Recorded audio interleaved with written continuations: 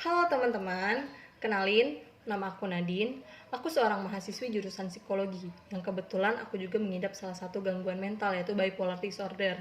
Nah, di sini aku mau berbagi nih sama kalian, mau berbagi cerita, mau berbagi ilmu, mau berbagi pengalaman dan mau berbagi sudut pandang tentang apa yang aku alamin gitu. Ya walaupun aku sadar di sini aku bukan orang yang berpengaruh besar terhadap orang sekitar aku, tapi aku mau berbagi gitu. Dan kalau seandainya video ini muncul di beranda kalian atau video ini gak sengaja kalian tonton, atau mungkin kalian yang ngalamin hal yang sama aku lagi cari tentang gangguan mental, tentang bipolar disorder, kemudian muncul video aku, yang mungkin video ini untuk kalian biar kalian sadar bahwa kalian itu gak sendiri. Di luar sana banyak orang yang sama kayak kita tapi emang gak berani untuk speak up gitu.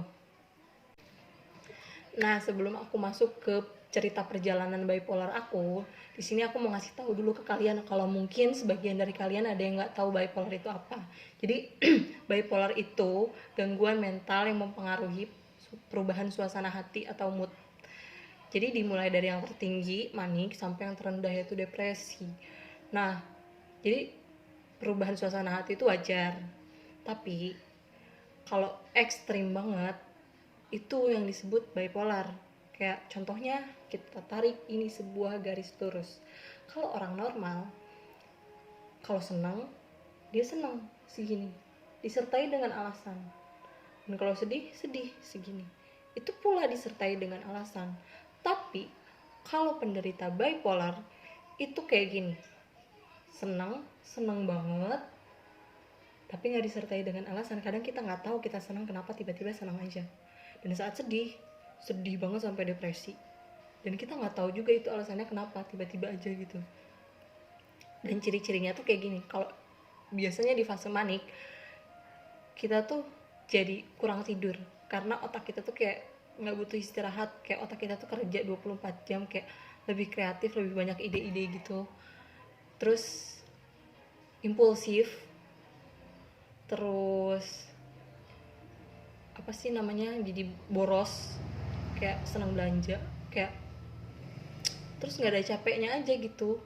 Kayak nggak ada capek, mau gimana 24 jam juga kayak nggak capek aja gitu badan. Aku pernah sih di fase manik sampai nggak tidur 3 hari, cuman karena ngerasa nggak butuh istirahat gitu. Dan sebaliknya di fase depresi itu kita yang bener-bener down banget, kayak ngerasa nggak berharga, ngerasa nggak punya siapa-siapa, ngerasa nggak ada yang peduli sama kita, ngerasa nggak punya motivasi gitu. Pokoknya kebalikannya dari fase manik, dan itu parah banget. Kemudian sekarang kita akan masuk ke cerita gimana sih aku bisa sampai tahu bahwa aku ini punya bipolar gitu. Jadi awalnya tuh aku ngerasa ada yang gak beres sama diri aku tuh mulai dari kelas 3 SMP. Karena kelas 3 SMP tuh kalau mood aku lagi jelek parah gitu, aku ada dorongan untuk melakukan menyakiti diri sendiri gitu, kayak self harm gitu, kayak cutting gitu. Tapi itu nggak sering, jarang, tapi ada beberapa kali gitu. Ya udah, SMP itu berlanjut sampai SMA, tapi masih jarang-jarang. Puncaknya itu ada di kelas 3 SMA. Kelas 3 SMA itu karena kebetulan lingkungan pertemanan aku di SMA itu juga nggak baik. Jadi aku semakin ngerasa kayak aku nggak punya siapa-siapa, aku nggak punya temen, nggak ada yang peduli sama aku. Jadi kayak makin down aja gitu. Jadi aku melakukan self harm itu semakin sering gitu. Perilaku menyakiti diri sendiri itu semakin sering, tapi emang nggak ada yang tahu. Cuman aku yang tahu. Kayak aku sering cutting kayak gitu. Karena aku takut kalau aku cerita atau minta tolong ke orang pun belum tentu orang nolongin. Kayak takutnya orang itu malah jadi ngejudge, ah lu bego, masa kayak gitu doang nyampe nyakitin diri sendiri. Takutnya kayak gitu. Dan pasti ujung-ujungnya cuma disuruh ya udah bersyukur aja, ya udah mungkin lo kurang iman, ya udah harus rajin sholat. Pasti hal-hal kayak gitulah yang bakal diutarain sama orang-orang biasanya. Jadi aku takut gitu buat ngomong, buat nyari bantuan. waktu kelas 3 SMA itu. Sampai di penjurusan masuk kuliah, udah mau masuk kuliah nih, udah mikirin mau nyari jurusan apa, aku belum tahu mau masuk jurusan apa tuh. Awalnya orang tua aku tuh nyaranin aku masuk kedokteran. Yaudah, aku coba tuh masuk kedokteran. Gagal, aku tes. Nyampe ke Bandung pun gagal. Nggak masuk, karena emang otak aku nggak nyampe mungkin. Terus aku bingung aku mau masuk jurusan apa, aku belum tahu, belum kepikiran juga apa-apa, sampai akhirnya berangkat dari apa yang aku alamin gitu, aku mikir kenapa aku nggak masuk jurusan psikologi aja gitu, supaya aku tahu aku ini kenapa, supaya aku kenal sama diri aku sendiri gitu. Yaudah, aku mutusin untuk masuk ke jurusan psikologi. Nah, kemudian aku daftar PTN tuh, aku nunggu di jurusan psikologi. Pilihan pertama aku jurusan psikologi, pilihan kedua aku jurusan psikologi tapi beda universitas. Jurusan ketiga aku waktu itu aku pilih sastra.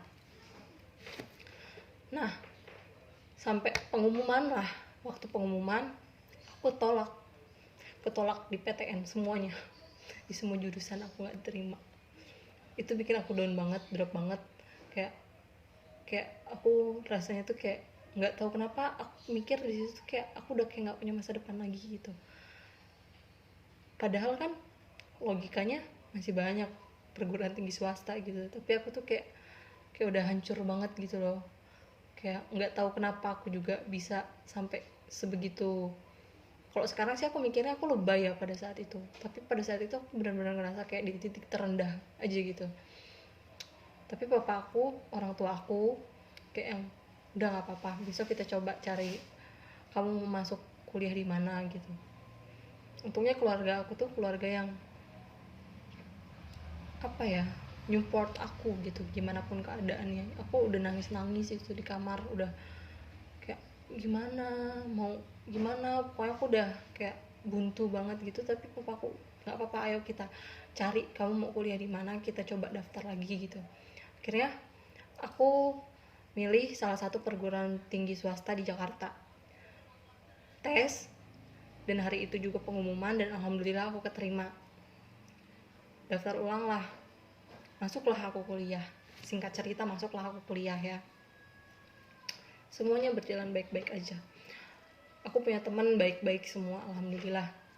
Tapi di sini problemnya, aku nggak tahu kenapa apa yang terjadi sama aku saat itu tuh, mood aku naik turun. Jadi kayak teman-teman aku pun sebenarnya ngerasain, mereka sering yang bilang kayak Nadine itu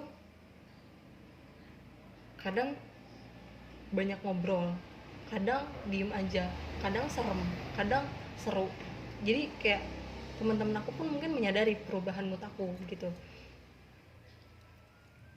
Sampai akhirnya, tapi gini loh, di sana itu selama aku kuliah aku ngerasa bahwa aku nggak punya teman, padahal teman aku tuh baik-baik semua sama aku.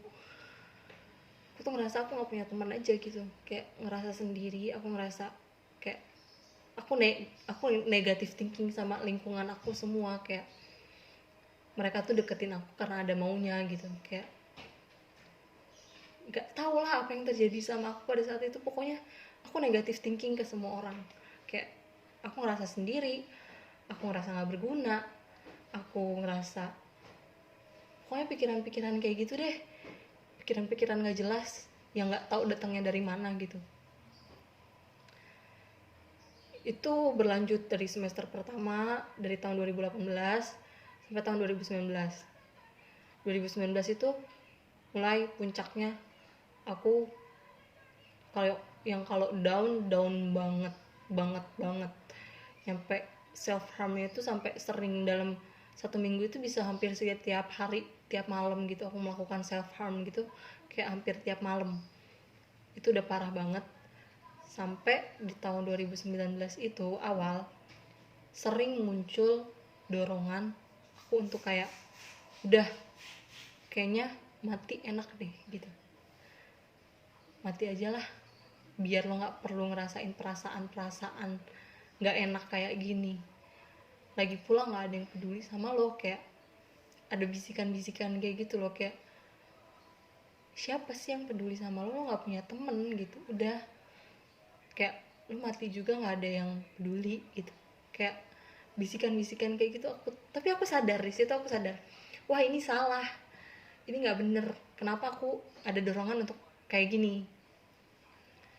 Dan aku selalu ingat dosen aku tuh selalu bilang kayak gini, kalau ada dorongan untuk bunuh diri, untuk nyakitin diri sendiri, sebenarnya kamu udah perlu datang ke profesional, ke psikolog atau ke psikiater, kamu udah perlu bantuan itu.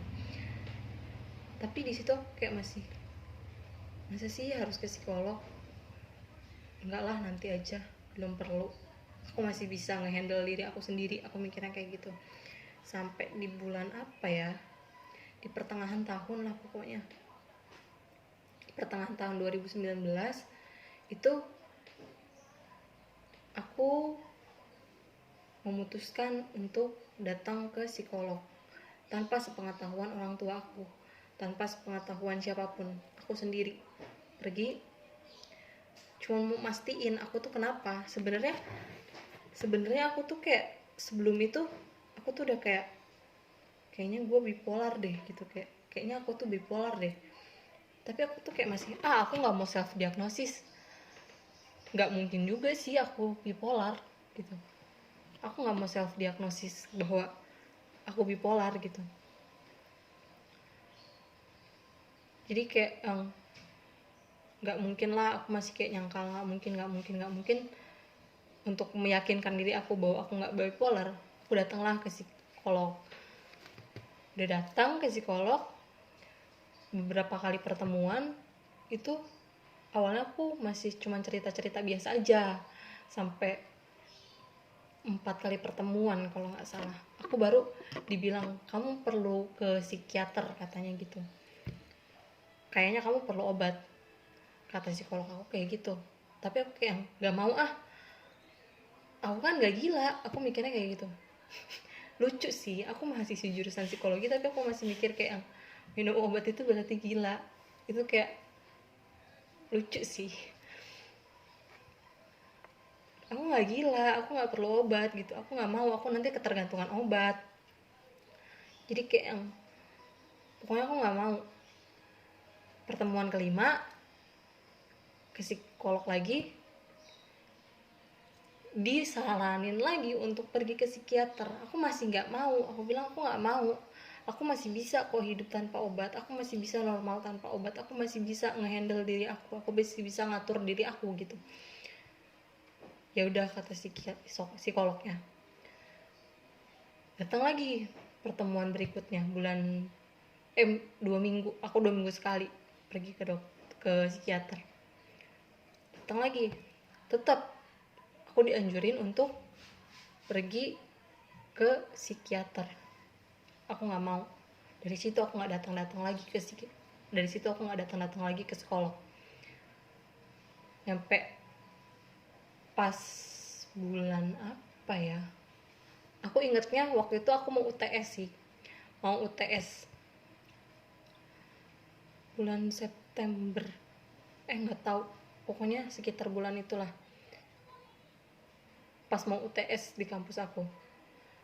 Jadi awalnya tuh semua tuh baik-baik aja, nggak terjadi apa-apa sama aku, semua tuh normal-normal aja. Aku bayaran kayak biasa, aku nyiapin kisi-kisi buat UTS, aku belajar buat ulangan, aku nyetak kartu ujian, udah aku cetak semua. Sampai ujian itu di hari Senin, hari Kamis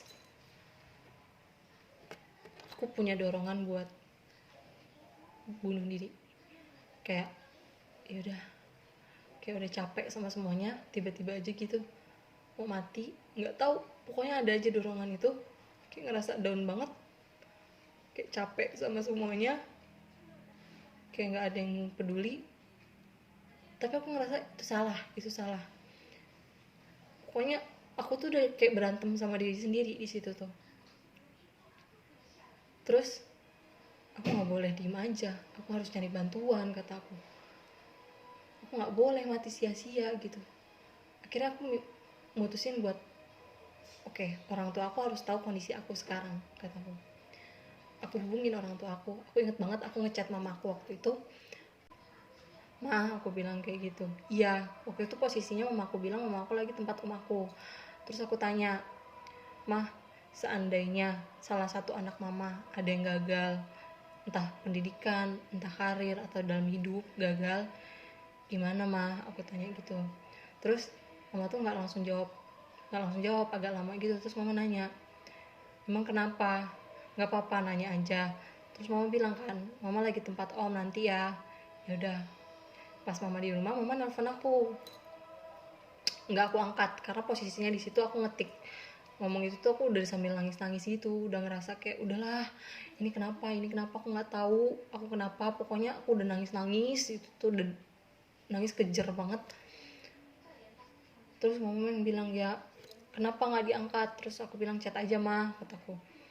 Terus mama bilang yang ya nggak gimana kalau emang jalannya kayak gitu, ya udah, kan itu udah apa sih, takdirnya masing-masing gitu loh. Mau kita cuma bisa usaha, kalau pada akhirnya kita gagal dalam hidup ya udah gitu. Udah. Terus mama tetap nanya, emang ada apa? Kata mama. Aku masih kayak nggak apa-apa. Terus mama nelpon lagi, nggak aku angkat lagi. Nadine mau ngomong, akhirnya gue bilang, Nadine mau ngomong apa? Tapi chatting aja ya, nggak mau nelpon. Ya udah, chatting lah. Aku chat panjang banget, aku ceritain dari awal. Kalau nggak salah chattingnya masih ada, kalau chatnya masih ada nanti aku tampilin. Aku chat panjang, mama jawab apa gitu. Mama jawab intinya papa aku langsung bilang, ya udah besok papa kesana, papa jemput, kita pulang. Akhirnya di hari Jumat papa aku jemput aku langsung ke Jakarta. Sabtunya aku pulang ke sini, dan UTS aku itu aku tinggalin. Aku udah nggak peduli sama UTS aku, udah nggak peduli sama kuliah aku, kampus aku. HP aku selama 2 minggu aku nonaktifin, bener-bener nonaktif. Jadi nggak ada yang bisa ngehubungin aku. Udah kayak gitu. Pas aku ngidupin HP udah rame aja tuh. Nadine kenapa kenapa nggak masuk, kenapa ujian gak ini, bla bla bla bla bla bla bla bla bla bla. Nggak aku jawab. Aku dibawalah sama orang tua aku ke psikolog yang ada di sini di Lampung. Dibawa ke psikolog yang ada di Lampung.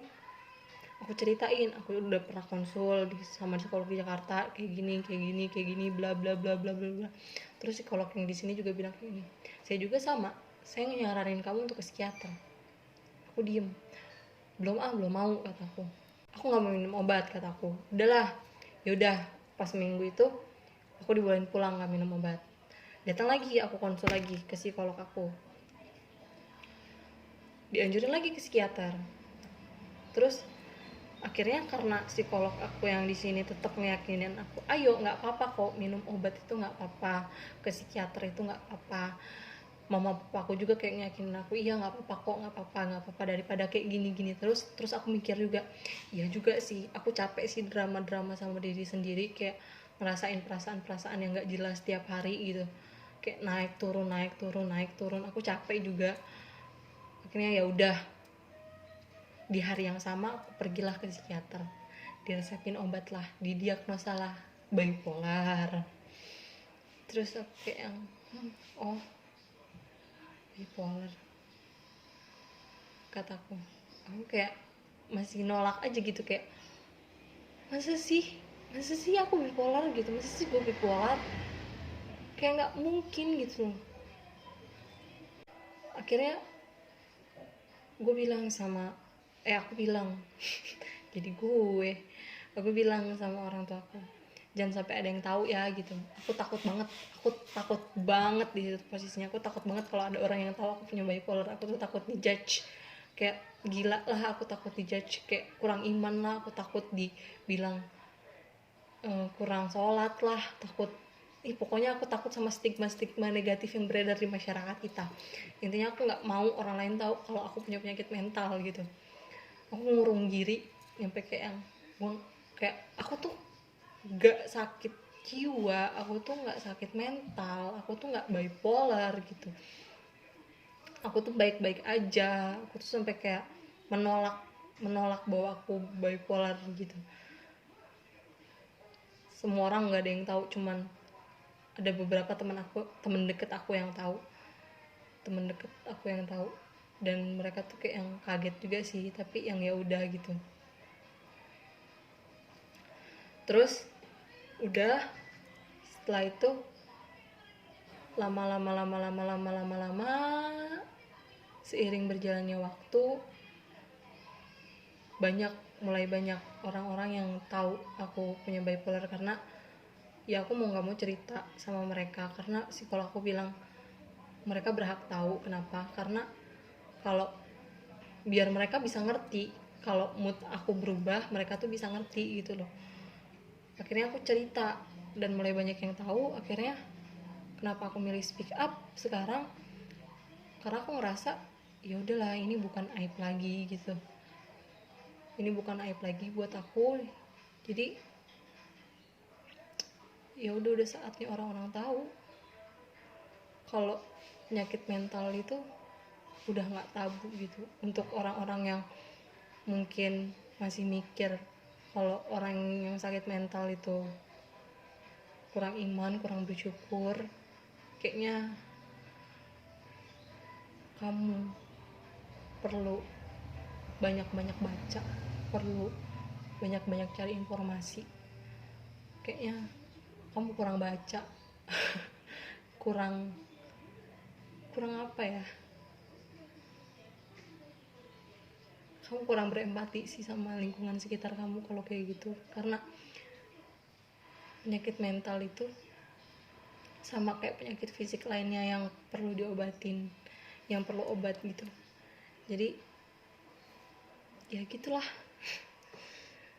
Dan buat teman-teman yang ngalamin hal yang sama aku, semangat. Walaupun mungkin bipolar itu katanya gak bisa sembuh, setidaknya kita bisa normal, bisa terlihat normal gitu, bisa ngerasain perasaan normal gitu, walaupun dengan bantuan obat dan sebagainya. Tapi semangat. Itu aja. Makasih udah nonton video aku kali ini video pertama aku. Makasih udah nonton. Jangan lupa di like, komen, subscribe untuk tahu apa yang bakalan aku sharing selanjutnya sama kalian. Dadah.